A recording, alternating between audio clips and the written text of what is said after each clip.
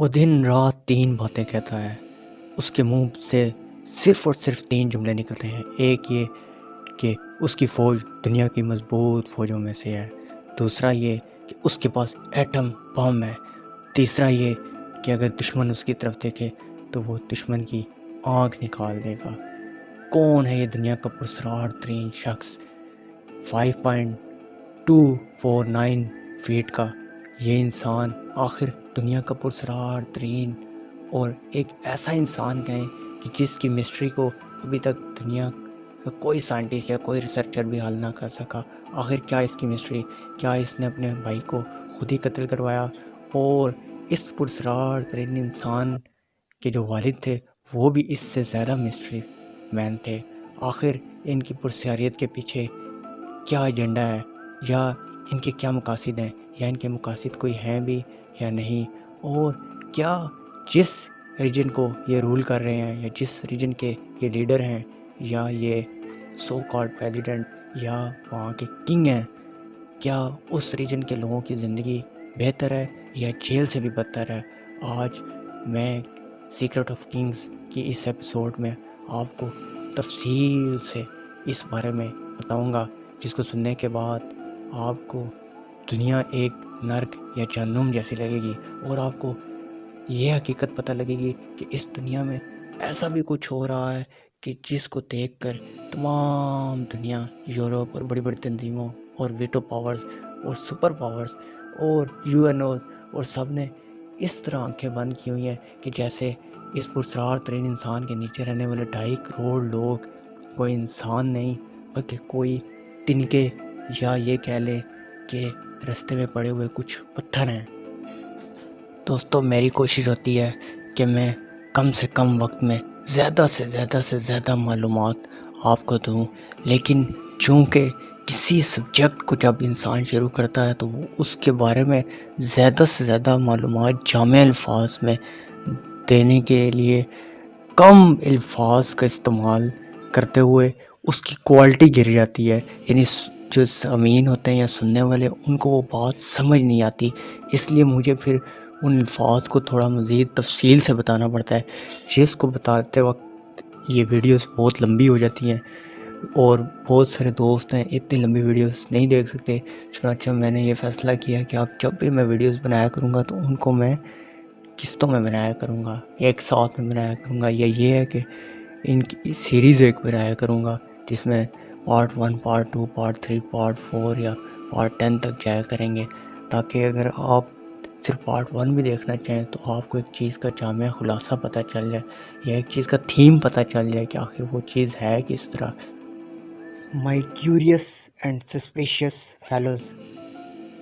आज जिस लीडर की या जिस किंग की या जिस पुरस्कार तरीन इंसान की हम बात कर रहे हैं उसका नाम है किम जोंग उन, और इनके वालिद जो इनसे भी ज़्यादा पुरस्कार और इस तबाही की जो बुनियाद रखने वाले ह्यूमन बीइंग थे। या ये सारा ड्रामा जो आज उस रीजन में चल रहा है, या उस एक पूरे कंट्री के एक हिस्से में, इन्हीं के मैं आपको आगे जाके बताऊंगा कि एक पूरा कंट्री था लेकिन उसको 2 पार्ट्स में तकसीम करवा दिया गया एक स्पेशल एजेंडे के तहत। उसके एक पार्ट जिसे नॉर्थ कोरिया कहते हैं, उसका जो लीडर थे, ये जिन्होंने उस इनकलाब को इरेज किया था, इस सारी की सारी जो क्रूअल रूल्स या क्रूअल डेस्टिनी या क्रूअल किंगडम का आगाज़ किस इंसान ने किया? ये जिस स्क्रीन पे जिस चेहरे को आप देख रहे हैं, किम इल संग इनका नाम है, और यही इस डेस्टिनी का आगाज़ करने वाले इंसान हैं, और इन्होंने ही इस रूल्स को सेट किया है। और आज तक इनकी तीसरी नस्ल, थर्ड जनरेशन, या इनके बेटे किंग जोंग इल के बाद किंग जोंग उन जो है उसी को मज़ीद एडवांस तरीके से अप्लाई करते आ रहे हैं, और 2.5 करोड़ लोगों को गुलाम बनाने वाला यही इंसान है। और इसी के नाम पे ये सारी चीज़ इन्हीं के नाम से जोड़ी जाती है, इनके सिरा पे की जाती है कि यही वो इंसान है जिन्होंने किम ख़ानदान की बुनियाद रखी, या जो वर्ल्ड वार 2 के बाद जापानीज़ के पावर से जो कंट्री निकला था, उनके रूल से जो कंट्री निकला था, और फिर चाइना और रशिया की सपोर्ट में आया, तो यही वो इंसान है जिन्होंने चाइना और रशिया की सपोर्ट से वहाँ के 2.5 करोड़ लोगों को गुलाम बनाया हो। और आज इनकी थर्ड जनरेशन, या इनके जो बेटे के बाद बेटा है, वो भी उसी तरीके से मज़ीद सख्ती से वहाँ के 2.5 करोड़ लोगों को गुलाम बना के रूल कर रहा है। मैं आपको नॉर्थ कोरिया के बारे में बहुत ज़्यादा अमेजिंग और पुरस्कार फैक्ट्स बताने से पहले इसके थोड़ा सा पस मंज़र के बारे में बता दूँ ताकि आपको कुछ समझ लग जाए कि आखिर नॉर्थ कोरिया है क्या और वहाँ क्या चल रहा है, और वहाँ जो मैं आपको आगे फैक्ट्स बताने लगा हूँ वो फैक्ट्स आखिर हैं क्यों, और ये किम जोंग इल और किम जोंग उन कौन लोग हैं और इन्हें किसने लाया, और आखिर ये लोग वहाँ पे ये हरकत किन लोगों की स्पोर्ट्स की वजह से कर रहे हैं, ये हिस्ट्री क्या आखिर पीछे से, ये लोग दुनिया के फेस पे ये लीडर नमूदार कैसे हुए हैं, ये लीडर दुनिया के फेस पे आए किस तरह। तो माई क्यूरियस फेलोज, जंग अज़ीम दोम से पहले पूरे कोरिया पे, यानी उस वक्त नॉर्थ और साउथ कोरिया नहीं था, कोरिया पूरा एक कंट्री था जिसको बाद में पार्ट्स में तकसीम किया गया। उस कोरिया पूरे पे जापान का कब्जा था, जापान इसको रूल करता था, जापान की आर्मी ने यहाँ पे अपना इन्फ्लुएंस किया हुआ था, वही यहाँ के लीडर्स की डिसीजन करते थे, यहाँ की पार्लियामेंट को रन करते थे, तमाम कंट्री को जापान रन करता था बेसिकली। तो जंग अज़ीम दोम में आपको पता है कि जापान बुरी तरह एक किस्म का तबाह हो गया था इकनॉमिकली और स्ट्रेटजिकली, और उसकी आर्मी और उसकी पार्लियामेंट तमाम ये जापान ने बैकअप कर दिया था पूरी वर्ल्ड से जहाँ जहाँ उनका कब्ज़ा था। तो जापान के कब्ज़े से जब ये इलाका चला गया कोरिया वर्ल्ड वार 2 के बाद, तो उसके बाद क्योंकि ये जो ऊपर वाला पार्ट है नॉर्थ कोरिया, इसका जो बॉर्डर है वो चाइना और रशिया के साथ लगता था, बीच में एक दरिया है बहुत बड़ा, और जो नीचे वाला पार्ट है साउथ कोरिया, वो वर्ल्ड वार 2 के बाद जो उसके जो लीडर्स थे उनकी अमेरिकन के साथ बहुत अच्छी जो अलायंस थी, तो अमेरिका ने अपनी सपोर्ट उन लीडर्स को की और उस इलाके में वो रूल करने लगे, जो नीचे वाले इलाके थे, जो ऊपर वाला इलाका था वहाँ पे जो किम जोंग उल इल थे, जो वहाँ पे उनकी सपोर्ट जो है वो रशिया कर रहा था और चाइना कर रहा था,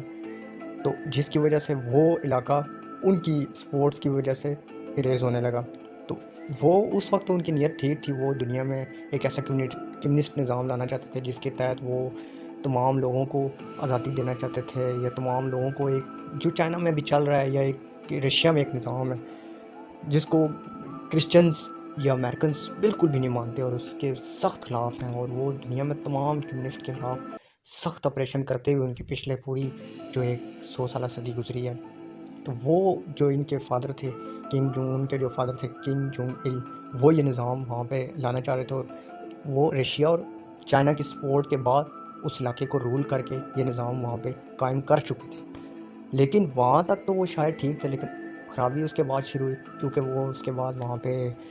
तरह तरह की पाबंदियाँ लगाना शुरू हो गई, क्योंकि लोग एकदम उस निज़ाम को अडॉप्ट नहीं कर रहे थे। तो वो इस डर से कि यहाँ किम जोंग इल की जो है गवर्नमेंट ना चली जाए या लोग बागी ना हो जाएं, जिसकी वजह से उन्होंने उस इलाके को इतनी बुरी तरीके से रूल करना शुरू कर दिया, या इतना बेरहमी तरीके से उन लोगों को कि वहाँ के लोगों को हेयर कट करने की भी इजाज़त जो है सुप्रीम लीडर से ली जाती है। वहाँ पे जो लोगों को कपड़े पहनने के भी, रेडियो सुनने के भी, वहाँ पे टीवी चैनल भी जो सुप्रीम लीडर की मर्ज़ी के चलते हैं वहाँ, और आप वहाँ से स्टोर में जाके किसी भी स्टोर में आप वीडियो नहीं बना सकते हो कि यहाँ पे क्या बिक रहा है क्या नहीं। और अगर आपके बैग में से या आपकी किसी भी जगह, आपके घर से या आपकी किसी अलमारी से, आपके दराज से अगर अमेरिकन कोई मूवी निकल आई, अमेरिकन कोई ड्रामा निकल आया, अमेरिकन लीडर्स की तस्वीरें निकल आई, तो फिर तो आप समझ लो कि आप टेररिस्ट हो, आपको वहाँ की आर्मी उठा के ले जाइए और आपको सीधा सीधा सजाए मौत होगी। और यहाँ वहाँ के एक अमेरिकन सहाफ़ी जो अमेरिका से आया था, वो कुछ मीडिया की न्यूज़ वहाँ पे कवर करके वापस अमेरिका लेके जा रहा था, नॉर्थ कोरिया की कुछ न्यूज़ स्टोर्स की तस्वीरें वगैरह और इधर उधर की, जैसे मैं वीडियो अभी बना रहा हूँ इस तरह की वीडियो नॉर्थ कोरिया में रह के बना रहा था और वापस अमेरिका जाके बताना चाहता था लोगों को। वो एयरपोर्ट पे पकड़ा गया, उसके कैमरे वगैरह चेक हुए, वहाँ पे उसको उम्र कैद की सज़ा हुई, फिर जेल में उसकी बहुत ज़्यादा बुरी हालत हुई, क्योंकि अमेरिकन थोड़े अयाश होते हैं, वो उधर जेल में ना रह सका। इसकी पूरी हिस्ट्री है साफ़ी में, मैं एक वीडियो बनाऊँगा। फिर उसे किम जोंग उन ने आज़ाद कर दिया, लेकिन वो अमेरिका जाते साथ ही इस कदर उसका बुरा हाल हो चुका था कि वो अपनी ज़िंदगी की बाजी वहाँ पे हॉस्पिटल में हार गया अमेरिका में जाके। शुरू में तो ये सिर्फ एक पार्टी तक की, या ये कह लें कि जो लीडरशिप है वहीं तक ये बात ठीक है। जो किंग जोंग इल हैं वो अपने इलाके को रूल करते थे और वहाँ पे जो है अपने लोगों को वहाँ पे इलेक्शंस में आके रशिया और चाइना की सपोर्ट से वहाँ पे जो है अपने इलाकों के लोगों पे रूल सेट करते थे, और यही साउथ कोरियंस का था, वो अमेरिकन इन्फ्लुएंस से अपने इलाके पे रूल सेट करते थे। लेकिन आहिस्ता आहिस्ता आहिस्ता ये चीज़ इतनी ज़्यादा बढ़ गई कि बाद में बॉर्डर्स का तयन तो ना हुआ, जो कि आज तक बॉर्डर्स का तयन नहीं है, लेकिन फिर भी नॉर्थ कोरिया एक अलग मुल्क बन गया और साउथ कोरिया एक अलग मुल्क बन गया। ये ऐसी जैसे वेस्ट जर्मनी और ईस्ट जर्मनी दो अलग अलग कंट्री बन गए थे। ये जब भी नॉर्थ कोरिया का इन्फ्लुएंस ख़त्म होगा उनके सुप्रीम लीडर का वहाँ से, तो ये दोबारा कोरिया में मर्ज हो जाएगा, जैसे वेस्ट जर्मनी और ईस्ट जर्मनी हुआ था, वैसे ही नॉर्थ कोरिया और साउथ कोरिया आपस में मर्ज हो जाएंगे, दोबारा एक कंट्री बन जाएंगे। और शायद ये इन 10 सालों में हो भी जाए, क्योंकि सुप्रीम लीडर के ख़िलाफ़ तकरीबन पूरी वर्ल्ड हो चुकी है। इस वजह से नहीं कि वो वहाँ पे लीड करते हैं या वो वहाँ पे किंग हैं या वहाँ पे इलेक्शन नहीं होने देते या वहाँ पे जमहूरियत नहीं है, इस वजह से नहीं, लेकिन वहाँ पे जो मैं आगे आपको फैक्ट्स बताने लगा उस वजह से। नॉर्थ कोरिया के जो लोग हैं वो दुनिया के गरीब तरीन लोग हैं, बेचारे हैं, मासूम हैं, अनफॉर्चुनेट हैं, उन पे डिक्टेटरशिप हो रही है, यानी कि ज़बरदस्ती उन पे हो रही है, वो एक जेल में कैद हैं, वो दुनिया को मदद के लिए पुकारते हैं। लेकिन मैं आपको आगे फैक्ट्स में बताऊंगा कि कैसे वो हज़ारों डॉलर दे के, जो बहुत गरीब लोग हैं, वो किस तरीके से हज़ारों डॉलर दे के एक दरिया अबूर करके मुश्किल से तैर के तो चाइना भागने की कोशिश करते हैं, मैक्सिमम मारे जाते हैं। और अगर किसी तरह चाइना निकल भी जाएँ तो बड़ी मुश्किल से उनकी लाइफ होती है, पीछे उनकी फैमिलीज़ को बहुत बुरे दिन सहने पड़ते हैं। तो इस तरीके से नॉर्थ कोरिया में वहाँ पे भी ज़िंदगी नार गया जहन्नुम, और वहाँ से निकलना तो तकरीबन लगभग नामुमकिन ही है। अब यहाँ पे ये बात आती है कि ये लोग ज़िंदगी कैसे गुजारते हैं या ये गवर्नमेंट कैसे चल रही है, या आखिर ये ज़्यादातर ये लोग क्या करते हैं। तो ये वहाँ की जो मिनरल्स हैं, जो इनके कुदरती इनको जो वहाँ मादनियात मिली हैं मुख्तलिफ़ किस्म की, वो दूसरे मुल्कों को रॉ शेप में देते हैं, यानी निकालते हैं और उसी शेप में भेज देते हैं और चंद थोड़े से पैसे हासिल करके अपना कंट्री रन करते हैं। यानी कि उस मादनियात से भी खुद फ़ायदा नहीं उठा सकते, खुद उसको ये जो है ना लास्ट स्टेज में जो मॉडर्न शेप में ला के दुनिया को महंगे दामों नहीं बेच सकते, बल्कि बहुत सस्ते दामों में उसको रॉ शक्ल में या ख़ाम शक्ल में जिसे आप कहते हैं वो निकाल के दुनिया को बेचते हैं। और ये चाइना को ज़्यादा बेचते हैं और रशियंस को है। तो वो आगे फिर उस प्रोडक्ट को, उस मादनियात को चेंज करके न्यू केमिकलाइज शक्ल में ला के तो दुनिया को वो आगे बेचते हैं। तो फ़ायदा चाइना को या रशियंस को होता है। तो नॉर्थ कोरिया सिर्फ उन मिनरल्स को, हम हर थर्ड वर्ल्ड की तरह, हर थर्ड वर्ल्ड कंट्री की तरह उस मिनरल्स को बेच के बस खुश होते हैं, अपना बजट चलाते हैं और अपना कंट्री रन करते हैं। और इनका प्राइड क्या है? इनका प्राइड ये है कि हमारी फ़ौज बहुत ही ज़्यादा मजबूत है, हम किसी भी दुश्मन से लड़ने को तैयार हैं, हम अमेरिका को मार देंगे, हम दुनिया को मार देंगे, हम साउथ कोरिया को किसी भी वक्त उड़ा देंगे, हम इसराइल को उड़ा देंगे, हम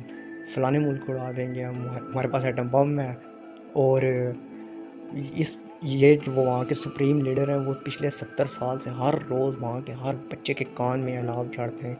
ये गाना उनके कानों में हर टाइम डालते हैं कि आप जो दुनिया की मजबूत तरीन फ़ौज के जो अवाम और आपके लोग बहुत ज़्यादा मजबूत हैं और आप बहुत ज़्यादा, जबकि वहाँ के हालात ये हैं कि वो लोग दुनिया के गरीब तरीन लोग हैं, वो थर्ड वर्ल्ड से भी आगे फोर्थ वर्ल्ड है। और वो लोग वहाँ पे शायद बहुत सारे जो वहाँ पे विजिटर्स गए हैं उनके मुताबिक वो लोग दबे दबे लहजे में, क्योंकि डरते हैं सुप्रीम लीडर से बहुत ज़्यादा, वो उस कंट्री में रहना भी नहीं चाहते, वहाँ से वो साउथ कोरिया या यूरोप भागना चाहते हैं। लेकिन चूँकि उनका बस नहीं चलता, उन्हें यहाँ तक कि अपने सुप्रीम लीडर के ही ड्रेस, सफारी ड्रेस में ज़्यादा देर रहना पड़ता है, ज़्यादा टाइम वो उन्हीं का ड्रेस पहन सकते हैं, वो अपनी मर्ज़ी से जीन्स भी वहाँ नहीं पहन सकते। तो माई क्यूरियस फेलोज, ये अगर मैं डिटेल में जाना शुरू हो जाऊँगा तो वीडियो बहुत ज़्यादा लंबी हो जाएगी। अगर नॉर्थ कोरिया के बारे में घंटों बात की जाए तो वो बात ख़त्म नहीं हो सकती, क्योंकि ये पुरस्कार तरीन मुल्क है। और ये एक एजेंडे के मुताबिक शायद जो लोग एंटी कम्युनिस्ट हैं, यानी जो दुनिया में कम्युनिस्ट को बदनाम करना चाहते हैं, जैसे ये अमेरिकन हैं, तो उनकी भी एक साजिश हो सकती है कि लोग कम्युनिस्ट से इतने बदसन हों कि वो कहें कि यार दुनिया में कम्युनिस्ट जो है बहुत ही ज़्यादा ज़ालिम है। तो ये भी एक एजेंडा, ये एक थ्योरी हो सकती है, क्योंकि किसी न किसी की बैक पे किम जोंग उन जो है ये इतनी ज़्यादा, इन्होंने साउथ कोरिया को भी ब्लैकमेल किया हुआ है। और अमेरिकन इतनी खामोशी से, अगर वीटो पावर सब इतनी खामोशी से, और यूएन अगर इतनी खामोशी चुप हैं, इनके खिलाफ कुछ भी किसी किस्म की नहीं करते, तो ये बहुत ज़्यादा अजीब बात। सो माई लवली फेलोज, मैंने आपको नॉर्थ कोरिया की एक जामिया और वाजिया और एक कम वक्त में एक आपको हिस्ट्री बता दिया है। माई क्यूरियस फेलोज, अब मैं आपको नॉर्थ कोरिया के चंद अमेजिंग और पुरस्कार तरीन फैक्ट्स बताऊंगा, जिनको सुनने के बाद आप शायद अपनी इस ज़िंदगी में तो कभी भी नॉर्थ कोरिया तो कम से कम नहीं जाना चाहेंगे। आप अफ्रीका के किसी जंगल में, अमेज़न के किसी जंगल में चले जाएंगे, आप किसी थर्ड वर्ल्ड कंट्री में ज़िंदगी गुजार लेंगे, लेकिन एटलीस्ट आप नॉर्थ कोरिया नहीं जाना चाहेंगे। और उन लोगों की ज़िंदगी बेहतरीन करने के लिए या बदलने के लिए, या उनको इस जन्नून से आज़ाद करने के लिए एटलीस्ट दिल में एक दफ़ा विश ज़रूर लाएंगे। तो वीडियो शुरू करते हैं। फैक्ट नंबर 1, आपने बचपन से आज तक कितने हेयर कट कराए? मेरे ख्याल से 20-25 किस्म के स्टाइल तो आपने अपने हेयर कट के बनाए होंगे। लेकिन क्या आपको एक दिन अचानक अचान कह दे कि आप 2, 3, 5 या 10 हेयर कट्स जो कि गवर्नमेंट ने आपको इजाज़त दी है, इनके अलावा आप नहीं बना सकते, क्योंकि गवर्नमेंट के जो सुप्रीम लीडर हैं वो इन्हीं कट्स को पसंद करते हैं। तो आपके यहाँ पे एक ऐसा धचका लगेगा कि आप उस माशरे से या तो भाग जाना चाहेंगे या उस माशरे को अपनी जान दे के बदल देना चाहेंगे। जी हाँ, यही नॉर्थ कोरिया में हो रहा है। नॉर्थ कोरिया के जो सुप्रीम लीडर हैं किम जोंग उन, उनकी तरफ से ख़ास ऑर्डर है कि 10 या 15 की तादाद में कुछ हेयर कट्स हैं जो कि अमेरिकन हेयर कट्स या यूरोपियन हेयर कट से बिल्कुल चेंज हैं, बिल्कुल मुख्तलिफ हैं। उन्हीं हेयर कट्स को वहाँ की आवाम, जो वहाँ के 2.5 करोड़, मैं उन लोगों को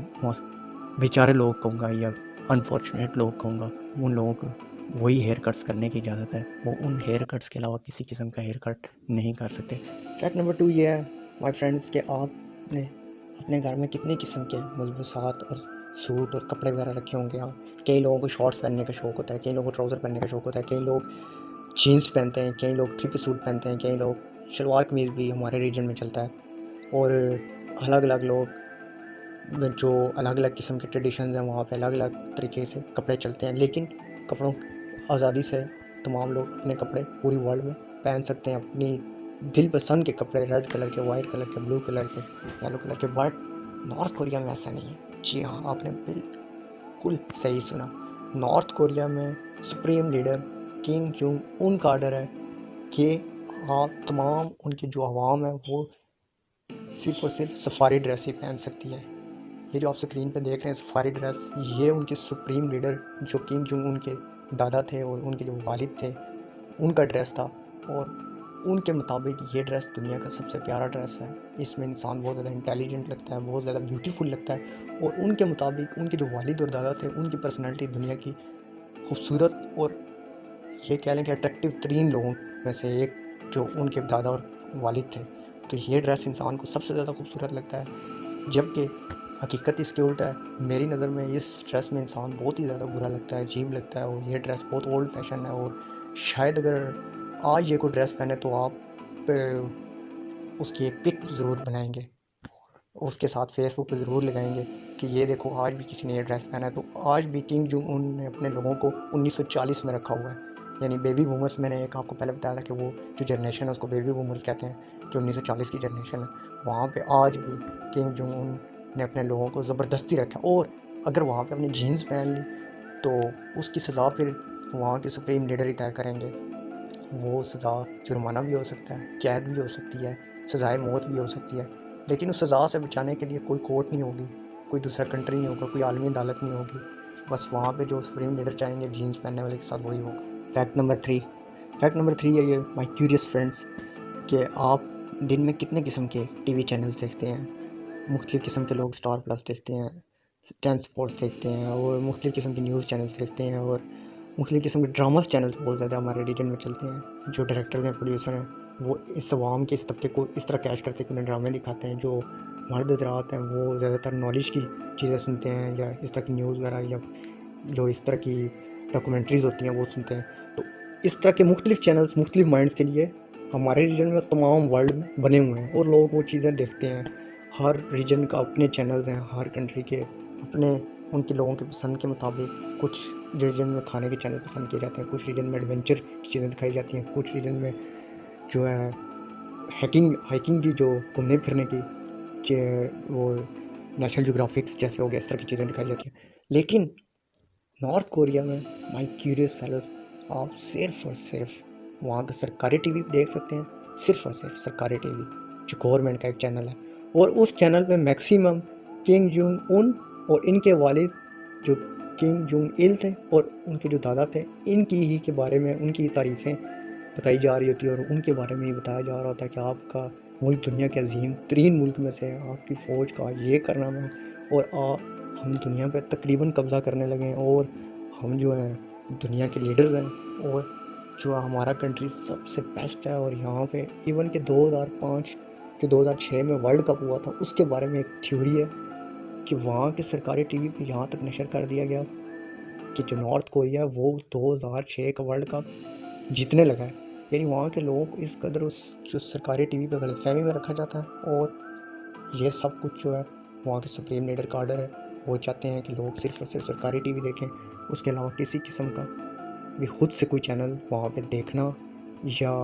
सर्च तो खैर आप कर ही नहीं सकते, वहाँ पे इंटरनेट नहीं है, लेकिन आप किसी किस्म की कोई डिवाइस भी नहीं लगा सकते। अगर आप कोई डिवाइस लगाए, किसी किस्म की डिश एंटीना या कोई डिवाइस जो वर्ल्ड के चैनल, सेटेलाइट चैनल खींचे, कोई अगर आपने ऐसी चीज़ लगाते हो पकड़ेंगे तो आप समझो कि एक टेररिस्ट जोन में होगे, और फिर आपके साथ किम जोंग उन जो हाल करना चाहे वो हाल कर सकते हैं। फैक्ट नंबर 5 माई क्यूरियस फेलोज बहुत ही ज़्यादा मजाक खेज़ या हंसी वाला है, या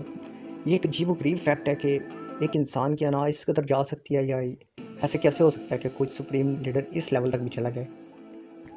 माई क्यूरियस फेलोज फैक्ट नंबर 5 ये है कि ये जो आप स्टैचूज देख रहे हैं, ये किंग जोंग उनके वालिद और दादा का स्टैचू है, और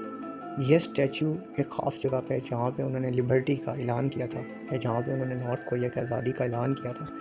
वहाँ पे उस टाइम वहाँ जो मौरखीन हैं, हिस्टोरियंस हैं, वहाँ के मुताबिक किंग जोंग उन इस तरह के हुलिये में, जो किंग जोंग उनके वालिद हैं किंग जोंग इल, वो इस हुलिये में लग रहे थे या इस तरह खड़े थे, और इस तरह उनका स्टैचू यहाँ बनाया गया। और इस स्टैचू की और आगे पे किंग जोंग उनके स्टैचू की, ये अभी सुप्रीम लीडर हैं, इनके स्टैचू की आप आधी पिक्चर नहीं ले सकते। अगर आपने पिक्चर लेनी है तो वो आपके साथ गार्ड्स खड़े होंगे, नॉर्थ कोरियन जो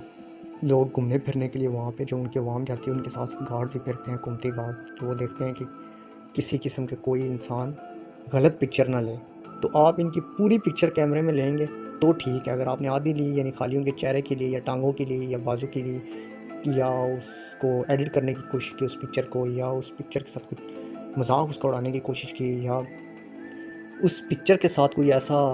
मजाक खेज स्टाइल बनाया, यानी कि आप उस पिक्चर के नीचे खड़े हुए और आपने हाथों से कोई ऐसा इशारा किया उस पिक्चर की तरफ जिससे पिक्चर की बेहरमती हो रही है, तो यही समझ लें कि बस आपकी सज़ा जो है वो या तो सज़ाए मौत है, या फिर आप बाकी टाइम जो है ना अपनी लाइफ की जो मज़ीद नॉर्थ कोरियन एक जेल में रह रहे हैं वहाँ से वो एक मज़ीद जेल में चले जाते हैं। तो ये फैक्ट नंबर 5 वो होती है एक एक्सट्रीमिज़म फैक्ट है, जो एक वर्ल्ड के एक ऐसे रीजन की एक अक्कासी करता है कि दुनिया में इंसान का माइंड अपने फ़ायदे के लिए किस कदर गिर जाता है। ये आपको इस फैक्ट्स में पता लगता है कि सुप्रीम लीडर इस बात पे भी राज़ी नहीं है कि उनके वालिद की, उनकी और उनके दादा की आधी तस्वीर ली जाए, या उस तस्वीर का मजाक उड़ाया जाए, या उस यानी उनके अंदर पेशेंस नहीं है, वो बर्दाश्त नहीं है, वो अपनी आवाम के ऊपर रूल करना अपना फ़र्ज़ समझते हैं। वो सोचते हैं कि उनके वालिद ने शायद उन्हें आज़ादी जैसी नेमत दी है, जो आज़ादी तो नहीं है, उनके लोगों पे मज़ीद ग़ुलामी हो गई है। जापान से जान छूट के उन लोगों की ग़ुलामी में वो लोग चले गए, तो उस आज़ादी का ताना दे दे के वो उन पर इस तरह की पाबंदियाँ लगाते हैं। फैक्ट नंबर 6 ये है, my curious and suspicious fellows, my friends, के आप नॉर्थ कोरिया में किसी भी किस्म की गाड़ी नहीं रख सकते। जी हाँ, नॉर्थ कोरिया में किसी भी किस्म की गाड़ी रखना जो है अलाउड नहीं है। चंद सरकारी गाड़ियाँ वही चलती हैं जो कि सब की सब किंग जोंग उन के नाम रजिस्टर्ड हैं, उनकी सुपरविजन के अंडर वो सरकारी गाड़ियाँ, सरकारी नंबर प्लेट्स वाली गाड़ियाँ चलती हैं। और आप उन गाड़ियों को कभी कभार हुकूमत की इजाज़त से यूज़ कर सकते हो, बट बसों में सफ़र कर सकते हो आप, या जो उनके ट्रैवल के लिए जो लोकल ट्रांसपोर्ट जिसे हम कहते हैं, लोकल ट्रांसपोर्ट आप यूज़ कर सकते हो, लेकिन आप अपनी गाड़ी नहीं रख सकते नॉर्थ कोरिया के अंदर। नॉर्थ कोरिया में अपनी गाड़ी रखना अलाउड नहीं है। फैक्ट नंबर 7 ये है कि नॉर्थ कोरिया के जो ट्रैवल जोन इलाके हैं, यानी जहाँ पे अगर कोई गलती से जो हुकूमत की मर्ज़ी से किसी दूसरे कंट्री से कोई ट्रैवलर आ जाए, जो कि बहुत मुश्किल है नॉर्थ कोरिया में जाना, लेकिन अगर कोई ट्रैवलर आ जाए और वो वहाँ पे विज़िट करना चाहे मुख्तलिफ़ जो उनके पिकनिक जोन है या ट्रैवल जोन है, तो वहाँ पे एक तो वहाँ के जो सरकारी गार्ड्स हैं, सरकारी जो गवर्नमेंट के सुप्रीम लीडर के गार्ड्स हैं, वो उन ट्रैवलर्स के साथ जाते हैं कि वो किसी किस्म की गलत पिक्स ना बनाएं या गलत डॉक्यूमेंट्री ना बनाएं या कोई प्रोपेगेंडा ना करें। और साथ आर्मी के लोग भी होते हैं कि वो हर टाइम उनको वॉच कर रहे होते हैं। और जो फैक्ट नंबर 7 मैं आपको बता रहा था, वो मेन फैक्ट ये है कि जो वहाँ के जो ट्रैवल जोन है, यानी ऐसे इलाके हैं जहाँ पे उन्हें पता है कि यहाँ पे जो ट्रैवलर है वो जाएगा, तो वो उन इलाकों को किम जोंग उन की मर्ज़ी से या उन्होंने ख़ास बजट जारी किया है या ख़ास तरीके से इतना ज़्यादा डेवलप किया गया है कि वहाँ के बाहर के जो लोग आते हैं वो सोचते हैं कि नॉर्थ कोरिया एक डेवलप कंट्री है और बहुत साफ़ सुथरा है और बहुत ज़्यादा जो है ना अच्छा है, और वहाँ सस्ती है, और वहाँ पे जो बड़ी ज़बरदस्त इमारतें हैं और अच्छी मार्केट्स हैं, लेकिन वो सब वो ट्रैवलर जोन है, वहीं पे उन लोगों को ले जाया जाता है और तस्वीर का वो रुख दिखाया जाता है। जबकि जो साइड एरियाज़ हैं, जहाँ पे आबादियाँ हैं, जहाँ पे लोग रहते हैं, वो किस कदर बुरी ज़िंदगी गुजार रहे हैं, ये इस तरह की रिसर्च अभी तक किम जोंग उन ने बाहर आने नहीं दी। वो किसी किस्म की ऐसी पिक डॉक्यूमेंट्री या किसी भी बाहर के बंदे को ये अलाउड नहीं करते कि आप जो आबादी में जाके या लोगों का इंटरव्यू लें या लोगों की ज़िंदगी देखें कि वो कैसे रहते हैं या किस तरह ज़िंदगी गुजारते हैं, या वहाँ की जो आबादी वाले इलाके हैं वो वहाँ पे मार्केट्स कैसी हैं, या वहाँ पे जो आम लोगों का लाइफस्टाइल है वो कैसा है। तो ट्रैवलर जोन्स जो इलाके हैं उन पे तो उन्होंने ख़र्चा किया, लेकिन साइड के इलाकों में हिस्टोरियंस या वहाँ के जो ट्रैवलर हैं या वहाँ के जो लोग हैं, वहाँ पे जो ये चीज़ देखने के लिए सिर्फ जाते हैं कि नॉर्थ कोरिया में वो क्या है, उनके कहने के मुताबिक उन्हें ऐसे ही लगा है कि जो साइड के इलाके हैं वहाँ की पाबंदियाँ देख के ये पता लगता है कि वो बहुत ज़्यादा बुरी ज़िंदगी गुजार रहे हैं, और शो केस उन्होंने एक अलग तस्वीर में दिखाया है कि नॉर्थ कोरिया इस तरह का है, जबकि हकीकत में वो किसी और तरह का है जहाँ पे जाने नहीं दिया जाता। नंबर 8 ये है कि आप नॉर्थ कोरिया के किसी भी स्टोर, यानी जैसे यहाँ पे मेट्रो स्टोर्स हैं या मुख्तलिफ़ किस्म कैश एंड कैरीज़ हैं, या जो ये बिग स्टोर्स होते हैं हाइपर स्टार वगैरह, इस तरह के जो स्टोर्स हैं, इस तरह के जो नॉर्थ कोरिया में जो स्टोर्स हैं बड़े, जो ग्रॉसरी स्टोर्स होते हैं जहाँ पर रोज़मर्रा की चीज़ें ली जाती हैं, वहाँ पे आप वीडियो नहीं बना सकते। जी हाँ, ये बिल्कुल अमेजिंग फैक्ट है, और इस फैक्ट की माई क्यूरियस फेलोज समझ भी नहीं आती कि आखिर इस फैक्ट या ये जो हकीकत है, या किंग जुंग उन स्टोर्स की वीडियो नहीं बनाने देते, इसकी क्या वजह है। हालांकि जो वहाँ पे लोग गए हैं, जो ट्रैवलर्स गए हैं, उन्होंने देखा है कि उन स्टोर्स में कोई ऐसी चीज़ भी नहीं बिकती कि जिसकी अगर वीडियो बन जाए तो कोई प्रोपागेंडा या कोई गलत चीज़ सामने आ जाए। आम ग्रॉसरी की चीज़ें हैं, लेकिन उन स्टोर्स में वीडियो बनाना या वहाँ पे कैमरा लेके जाना या अंदर तस्वीरें खींचना, वो तमाम ग्रॉसरी स्टोर्स के अंदर मना है। नंबर 9, नॉर्थ कोरिया में जीन्स पहनना सख्त सख्त सख्त मना है। बहुत ज़्यादा इस पर सख्ती की जाती है कि कोई भी नॉर्थ कोरियन जीन्स ना पहने, क्योंकि ये अमेरिकन कल्चर है, ये अमेरिका से जीन्स आई है उनके कहने के मुताबिक। और अगर कोई जीन्स पहने पकड़ा गया या किसी तरह से जीन्स बरामद होगी या किसी यंग फैलो ने जीन्स पहनी, तो उसकी सज़ा बहुत ज़्यादा भयानक होगी। फैक्ट नंबर 10, नॉर्थ कोरिया के जो सुप्रीम लीडर है किंग जोंग उन, इन पे वैसे तो हज़ारों जो लोगों को इन्होंने कत्ल करवाया होगा अपनी मर्ज़ी से, जो इनके ख़िलाफ़ किए होंगे, लेकिन जो बज़ाहिर 2 लोगों के कत्ल का इन पे सरेआम जो इन पे सबूतों के साथ इल्ज़ाम लगाया जाता है कि 2 लोगों को इन्होंने एसोसिएशन उनकी करवाई है, उनका मर्डर करवाया है, बाय कोर्ट मर्डर करवाया है, या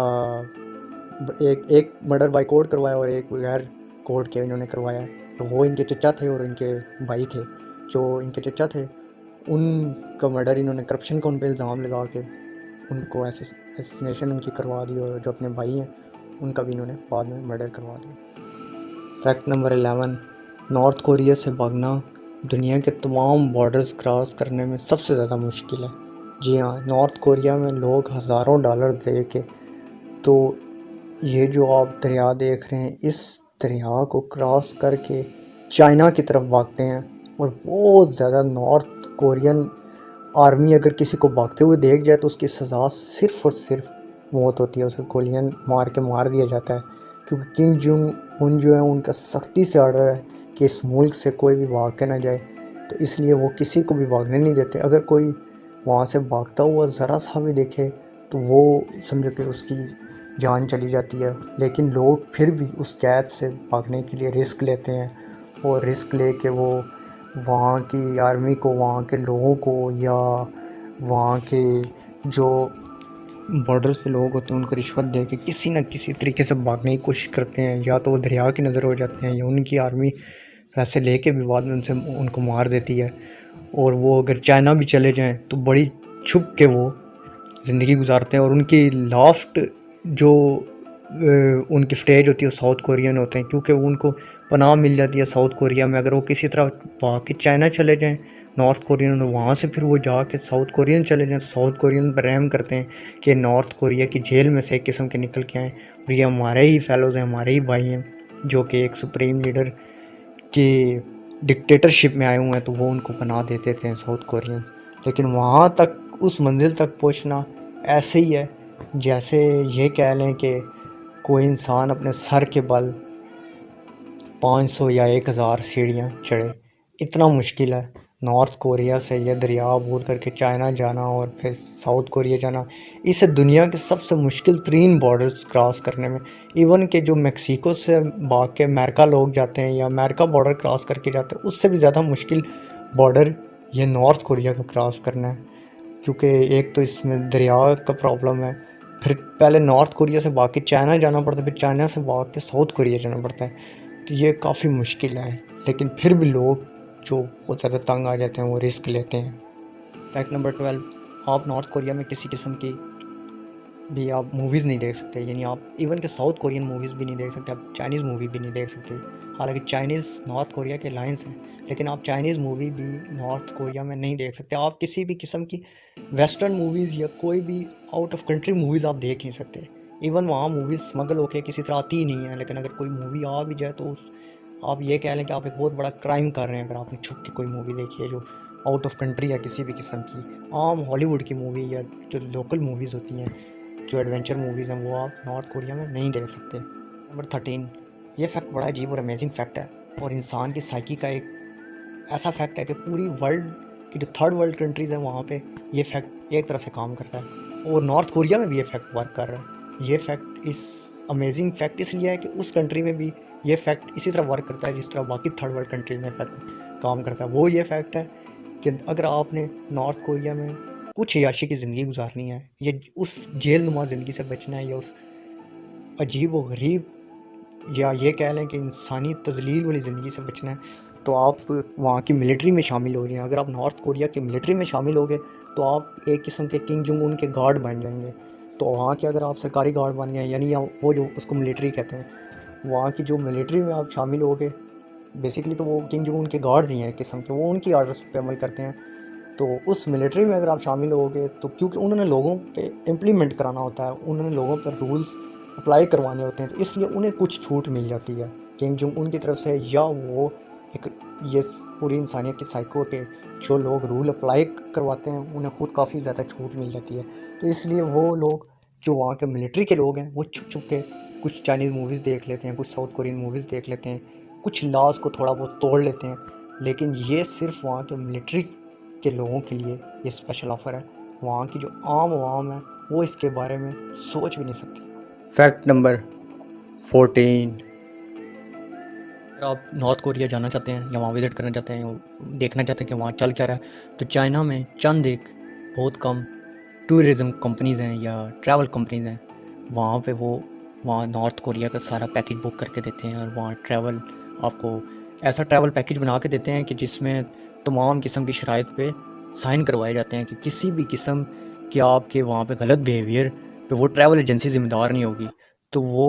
आप वहाँ चाइना में जाएँ, वहाँ पे चाइना में जाके आप उस चंद ट्रैवल एजेंसियाँ चाइना में जो ये काम कर रही हैं, उसमें भी नॉर्थ कोरिया की हुकूमत के साथ मिल के वो ट्रैवल एजेंसीज चलती हैं। तो वहाँ पे चाइना के ज़रिए आप नॉर्थ कोरिया में उन ट्रैवल एजेंसियों के ज़रिए बहुत सारी शराइत पे साइन करके तो वहाँ पे आप नॉर्थ कोरिया में चंद दिनों के लिए जा सकते हैं, जहाँ पे आप सुप्रीम लीडर के जो स्पेशल गार्ड्स हैं और आर्मी है उनकी निगरानी में रहेंगे। आपकी तमाम कैमराज और फ़ोन हर चीज़ चेक होगी और आप कहाँ जाते हैं कहाँ नहीं जाते, आपको पिकनिक जोन बताए जाएंगे कि आप इन जगहों पर ट्रैवल कर सकते हैं और इन जगहों पर नहीं जा सकते, आबादी वाले इलाकों में आप नहीं जा सकते, किसी किस्म की आप गलत डॉक्यूमेंट्री नहीं बना सकते, कोई प्रोपेगेंडा नहीं कर सकते। सुप्रीम लीडर के बारे में तो आप किसी किस्म की बात भी नहीं कर सकते, अच्छी बुरी दोनों बात नहीं कर सकते।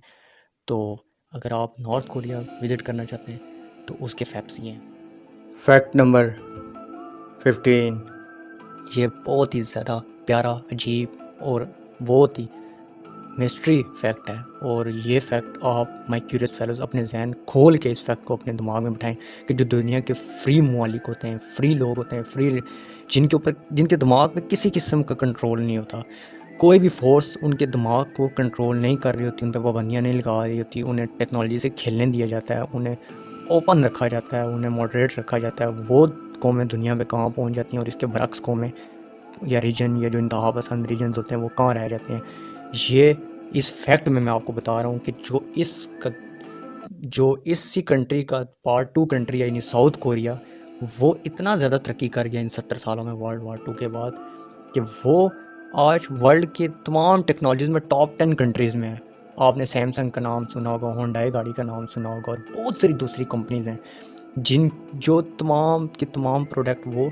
साउथ कोरिया बिल्ड करता है। और तमाम जितनी भी उसकी इनकम है पूरी वर्ल्ड में वो साउथ कोरिया पे जाती है। और साउथ कोरिया अपनी बहुत सारी वर्ल्ड में मुख्तलिफ़ किस्म की जो प्रोडक्ट्स तो वो एक्सपोर्ट करते ही करते हैं। उसके अलावा साउथ कोरिया के बारे में ये फैक्ट कहा जाता है कि वहाँ के लोग इतने खुश हैं कि दुनिया के उन चंद मुल्कों में से एक मुल्क है साउथ कोरिया, कि जहाँ पे जहाँ की जो आवाम है या जहाँ के जो पर कैपिटा है या जो जो लोग हैं वो साउथ कोरिया छोड़ के कभी भी किसी मुल्क में नहीं जाना चाहते। वो अपने मुल्क में इतने ज़्यादा खुश हैं, यानी इस कदर डेवलप है साउथ कोरिया, या इस कदर जो है ना वो साउथ कोरिया जो है एक अमेजिंग मुल्क बन चुका है, दुनिया के टॉप 10 कंट्रीज़ में आ चुका है। और इसी के बरक्स जो नॉर्थ कोरिया है वो दुनिया के गरीब तरीन मुल्कों में टॉप 10 पे है, और वहाँ पे लोगों का बहुत ही ज़्यादा बुरा हाल है। और वो अपने मिनरल्स, बस मैंने आपको पहले बताया कि निकाल के बेचते हैं, और बस उससे जो थोड़े से पैसे आते हैं उससे बजट चलाते हैं। Fact number 16। Fact number 17। मैंने आपको जितने फैक्ट्स बताए हैं या नॉर्थ कोरिया के बारे में जितनी अजीबोगरीब बातें बताई हैं, बहुत सारी बातें सुन के आपका दिल शायद ख़राब हुआ हो, या आपने सोचा हो कि शायद इंसानियत पे इतना भी जुल्म हो सकता है, या वहाँ के सुप्रीम लीडर जो किंग जिंग उन है वो ऐसा क्यों कर रहे हैं, या वो आखिर इस लेवल पे क्यों आ चुके हैं। तो माई क्यूरियस फेलोज, ये इंसानी साइको है कि इंसान अपने आबाओ अजदाद की हर बात पे अमल करता है, या वो ये सोचता है कि मेरे आबाओ अजदाद ही ठीक थे, वो जो कुछ करते थे वो बेहतर समझते थे, मुझे भी उसे ही फॉलो करना चाहिए। और इसी वजह से दुनिया के हर रीजन में ट्रेंड सेट होते हैं, या वहाँ के रीजन में एक स्टाइल या एक ट्रेडिशन चलता है कि लोग खुद नहीं बदलना चाहते, वो अपने आबाओ अजदाद को ही फॉलो करते आते हैं। इसी साइकी की बेस पे जो किंग जोंग उन है वो ये सोचते हैं कि मेरे वालिद जो हैं या मेरे दादा हैं वो सुप्रीम लीडर थे, और उन्होंने यही कानून सेट किए थे, और वो ये कानून, वो दुनिया के इंटेलिजेंट तीन लोग थे मेरे दादा और मेरे वालिद, तो मुझे इन कानून को नहीं बदलना चाहिए। तो मैं खुद से नए कानून अप्लाई नहीं करूँगा, बल्कि उन्हीं के बनाए हुए कानून को मज़ीद सख्ती से इम्प्लीमेंट करवाऊँगा। ये इनका मिशन किंग जोंग उनका, वो अपने फादर और अपने दादा के बनाए हुए कानून को मज़ीद एडवांस करके उन्हें मज़ीद सख्ती से अप्लाई करवाते हैं। और उन कानून को या उन लॉज को अप्लाई करवाने के अलावा वो अब ये भी सोचते हैं कि अगर मैंने, क्योंकि ये पिछले 70 सालों से कानून चले आ रहे हैं, तो शायद अगर मैंने अब ये कानून बदले या लोगों को थोड़ी आज़ादी दी तो मेरे दादा या मेरे फादर के बारे में कहा जाएगा कि वो गलत थे, वो इतने इंटेलिजेंट नहीं थे। तो ये एक रजीम बन गई है, ये एक उनकी अना बन गई है, या ये उनका एक ऐसी चीज़ बन गया कि वो सोचते हैं कि अब हमारी इमारत इसी चीज़ पर खड़ी है, अगर हमने इन चीज़ों को बदला तो ये इमारत गिर जाएगी, या हम अपना जो रूल है या अपना प्रेशर है वो आवाम से खो बैठेंगे। इसलिए वो इस चीज़ को डरते हुए बदल नहीं सकते, अगर वो बदलना चाहते भी हैं। Fact number 17। जहाँ पे south Koreans LG, Samsung, Hyundai और दुनिया की बहुत सारी कंपनीज को अपने कंट्रीज़ की कंपनी कह के मुख्तलिफ वर्ल्ड में फ़ख्र करते हैं, और ये कहते हैं कि हमारा मुल्क दुनिया के टॉप 10 तरक्की याफ्ता ममालिक में से एक है। वहाँ पे अगर आप नॉर्थ कोरियंस से पूछें कि आपके पास क्या है, वो क्या चीज़ है कि आप जिस पे फ़ख्र करते हैं, तो उनका जवाब होता है कि हमारे पास एटॉमिक बॉम्ब है जो हम दुश्मन पे कभी भी इस्तेमाल कर सकते हैं। जी हाँ, ये एक अजीब व गरीब फैक्ट है कि वहाँ के सुप्रीम लीडर ने उन लोगों के दिमाग में इस कदर ये बात डाल दी है कि वहाँ के लोगों का प्राइड ही ये है कि हमारे पास एटम बम है, और हम दुश्मन की आंख में आंख डाल सकते हैं और कभी भी इस बम को यूज़ कर सकते हैं। Fact number 18। अगर आप नॉर्थ कोरिया में किसी किस्म का क्राइम करते हुए पकड़े गए, या किसी किस्म का भी हाई प्रोफाइल, लो प्रोफाइल, किसी भी किस्म का आपने क्राइम किया और आपको जेल होगी, तो आपकी मज़ीद फैमिली को भी सफ़र करना पड़ेगा, या फैमिली को भी आपकी जो है उसको भी जेल हो सकती है। Fact number 19। ये एक अजीब व गरीब फैक्ट है कि दुनिया के इतने ज़्यादा अपने आप को बहादुर और मजबूत और पूरी दुनिया से टक्कर ले जाने वाले, या खुद अपने आप को कहने वाले, या खुद से ये सोचने वाले, या अपने ही जहन में ये ख्वाब बसाने वाले किंग जोंग उनके वालिद किंग जोंग इल इस कदर अंदर से डरपोक या बुज़दिल, या ये फैक्ट इस चीज़ की गवाही देता है कि वो अंदर से इस कदर कमज़ोर थे कि उन्होंने अपने बेटे किंग जोंग उन, जो अभी के सुप्रीम लीडर हैं, उन्हें बचपन में पढ़ाई के लिए स्विट्ज़रलैंड के एक शहर जिसका नाम बर्न है वहाँ पे भेजा, और वहाँ पे उनका नाम चेंज कर दिया गया, यानी किंग जोंग उनका असली नाम चेंज कर दिया गया, कोई और फर्जी नाम रखा गया, और वहाँ पे जब तक वो पढ़ाई करते रहे अपने स्कूल में, वहाँ के एक लोकल स्कूल में, तो वो किसी को भी स्कूल में ना पता था कि ये जो नॉर्थ कोरिया के सुप्रीम लीडर हैं उनके बेटे हैं। इवन कि जब वो पढ़ाई ख़त्म भी कर चुके हैं, वहाँ से डिपार्च भी हो गए और वहाँ से उनका डिपार्चर हो के वहाँ पर वो दोबारा नॉर्थ कोरिया भी आ गए पुरस्कार तरीके से, तब तक भी किसी को पता ना लगा कि ये सुप्रीम लीडर के बेटे हैं। तो इस कदर वो उनकी सिक्योरिटी को लेके वो डरते थे कि वो उनको उनका पूरा बचपन और जवानी तक उन्होंने अपने बेटे को हर तरह से सिक्योरिटी लीक ना हो जाने की वजह से छुपा ही रखा कि कोई भी इनके बारे में ना जाने और इनको अटैक करके कोई नुकसान ना पहुंचा दे या मार ना दे। Fact number 20।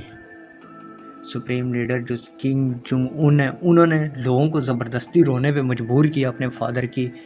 डेथ पे कि आप लोग एटलीस्ट अगर रोते नहीं हैं तो अपने चेहरे से और अपनी आवाज़ से ऐसा तासुर दीजिए कि आपको बहुत ज़्यादा दुख है। वहाँ की मिलिट्री पे ये इल्ज़ाम लगाया जाता है कि उन्होंने लोगों को ज़बरदस्ती ये इन्फ्लुएंस किया कि सब लोग किंग जुंग इल की डेथ पे रोएं और ताड़े मार मार के रोएं, जिस तरह भी रोएं, लेकिन वो ये ट्रेंड सेट करें कि उनका महबूब तरीन लीडर इस दुनिया से चला गया। Fact number 21। इंटरनेट। जी हाँ, इंटरनेट नॉर्थ कोरिया में बैन है। ये एक ऐसा फैक्ट है कि वहाँ की जो 2.5 करोड़ लोग हैं उन्हें दुनिया से बिल्कुल कट ऑफ रखने की ये सबसे बड़ी साजिश उस मुल्क के अंदर अगर कहें, जो कि हमारे रीजन में भी आपको कभी कभी देखने को मिलती है कि मुख्तलिफ साइट्स को बैन करने की कोशिश की जाती है, मुख्तलिफ गेम्स को बैन करने की कोशिश की जाती है, मुख्तलिफ यूट्यूब वगैरह पे धमकी दी जाती है कि बंद कर दी जाएगी, फेसबुक बंद कर दी जाएगी, यहाँ पे बहुत ज़्यादा आज़ादी है या ये है या जनरेशन को ज़्यादा नॉलेज मिल गया है। यही चक्कर नॉर्थ कोरिया में है, लेकिन वो लोग ज़्यादा एडवांस हो चुके हैं, उनका अवाम पे हाथ बैठ चुका है, वो ज़्यादा रूलिंग इस टाइम कर रहे हैं और वो इस लेवल तक पहुँच चुके हैं कि वहाँ पे इंटरनेट बैन है और हर तरह के नॉलेज से वहाँ के लोगों को दूर रखा जाता है। और आप अगर चंद सरकारी जो मिलिट्री के लोग हैं या जो सरकारी अहदेदार हैं वो इंटरनेट यूज़ कर सकते हैं, लेकिन वो भी इंटरनेट पे यूट्यूब, फेसबुक या किसी किस्म की कोई व्हाट्सएप या इस तरह की कुछ चीज़ यूज़ नहीं कर सकते, बल्कि वो जो सरकारी वेबसाइट्स हैं जिन पे जो बैंक्स की होती हैं या मुख्तलिफ़ किस्म की गवर्नमेंट्स ऑफिशियल्स को ज़रूरत पड़ती हैं वेबसाइट्स नेटवर्किंग की, वो यूज़ कर सकते हैं। उस सरकारी वेबसाइट्स के अलावा गूगल वगैरह या इस तरह की कुछ चीज़ सर्च नहीं कर सकते। अमेरिकन साइट्स बैन है वहाँ पे। Fact number 22। फिर ऐसा फैक्ट आ गया है कि जिस पे अगर आप बहुत ज़्यादा ये मज़ाक का खेस फैक्ट कहें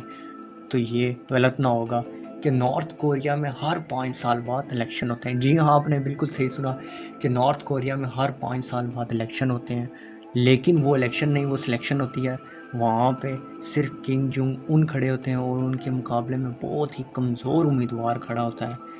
और अगर वो कमज़ोर उम्मीदवार को कौम चुनना भी चाहे तो रिज़ल्ट सिर्फ और सिर्फ किंग जुंग उनके ही हक में निकलता है और वो बार बार ही वहाँ के supreme leader by vote, by जमहूरियत या बाय बैलेट बॉक्स सिलेक्ट हो जाते हैं। इसे नॉर्थ कोरिया का सबसे मजाक खेज फैक्ट कहा जाए तो शायद गलत ना होगा। Fact number 23। Kim Jong Un को जिस भी इंसान से ज़रा सा भी ख़तरा होता है कि वो उनकी कुर्सी के बीच में आ सकता है या इनकी किंगडमशिप के बीच में आ सकता है, वो इसे बहुत आसानी से मरवा देते हैं। और 2 लोगों के कत्ल का सहरा, वो मैंने आपको पहले भी बताया कि किंग जोंग उन पे आता है। उनमें से एक जैमसंग है जो इनके चचा थे, उनको इन्होंने बाय कोर्ट मर्डर करवाया और बाद में ये मर्डर इन्होंने 2013 में करवाया था और बाद में 2017 में किम जेंग सम जो इनके सगे भाई थे उनका कत्ल करवा दिया। Fact number 24। नॉर्थ कोरिया में किसी किस्म की लोकल प्रेस की इजाज़त नहीं है, यानी लोकल मीडिया जो होता है जो न्यूज़ देते हैं उनकी इजाज़त नॉर्थ कोरिया में नहीं है। वहाँ पे सिर्फ एक गवर्नमेंट का चैनल चलता है जो कि गवर्नमेंट की मर्ज़ी ही से ही न्यूज़ अपडेट करता है और लोगों को बताता है। Fact number 25। नॉर्थ कोरिया में अगर आप कंप्यूटर लेना चाहते हैं, पीसी या लैपटॉप, तो फिर आपको गवर्नमेंट से इजाज़त लेनी पड़ेगी। आपको एक फॉर्म भरना पड़ेगा और गवर्नमेंट के अंडर वो कंप्यूटर रजिस्टर करवाना पड़ेगा और बताना पड़ेगा कि आप किन वजूहात की बिना पे वो कंप्यूटर लेना चाहते हैं। आप गेम्स खेलना चाहते हैं या आप घर में किसी किस्म की कोई पेंटिंग डिज़ाइन करना चाहते हैं या कंप्यूटर का कोई लोकल यूज़ करना चाहते हैं, वहाँ पे आप किसी किस्म का भी कंप्यूटर पे वैसे तो आप छुप के नेट यूज़ ही नहीं कर सकते। गवर्नमेंट के इदारे हर टाइम तमाम लोगों को वॉच कर रहे होते हैं, लेकिन अगर आप गवर्नमेंट को ये श्योर भी कराएंगे कि इसके नतीजे कंप्यूटर के लेने के नतीजे में अगर कोई क्राइम सरसाद हुआ तो आपको भयानक सज़ा दी जाएगी। इसलिए आप अगर कंप्यूटर ले रहे हैं तो आपको गवर्नमेंट को श्योर करना होता है, रजिस्टर करना होता है, गवर्नमेंट की नॉलेज में लाना पड़ता है कि आप कंप्यूटर किस वजह से ले रहे हैं। आपने जस्ट सिर्फ लोकल कामों के लिए यूज़ करना है, इस पर किसी किस्म का कोई नेट नहीं यूज़ करना या किसी किस्म की कोई कंप्यूटर पे ऐसी डॉक्यूमेंट्री नहीं बनानी कि जो नॉर्थ कोरिया के मुतल्लिक हो या बाहर की दुनिया से कंप्यूटर को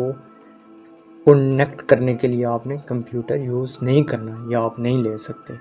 ये आपको गवर्नमेंट को लेते वक्त भी श्योर करना पड़ता है, तब आपको गवर्नमेंट कंप्यूटर लेने की इजाज़त देती है। और उसके बाद भी उस कंप्यूटर से होने वाले तमाम इस किस्म के जो आउटर वर्ल्ड है, नॉर्थ कोरिया से बाहर की दुनिया, उससे अगर किसी से भी कनेक्ट किया गया तो वो जिसके नाम कंप्यूटर रजिस्टर्ड होगा उसको सज़ा मिलेगी। फैक्ट नंबर 26, आप नॉर्थ कोरिया में खुद से कोई चीज़ नहीं बेच सकते। यानी आपने कोई ग्रॉसरी की चीज़ बेचनी है या किसी किस्म की भी कोई लोकल चीज़ बेचनी है तो आपको गवर्नमेंट के अंडर वो चीज़ रजिस्टर करवानी पड़ेगी कि आप क्या चीज़ बेच रहे हैं। और गवर्नमेंट का मेन मकसद ये होता है वो चीज़ रजिस्टर करने में कि वो उन लोगों से फिर उनकी कमाई का एक ख़ास हिस्सा भुत्ते के तौर पे या उसको वो टैक्स की शक्ल कहते हैं वो लेते हैं माहाना। यानी कि अगर एक इंसान ने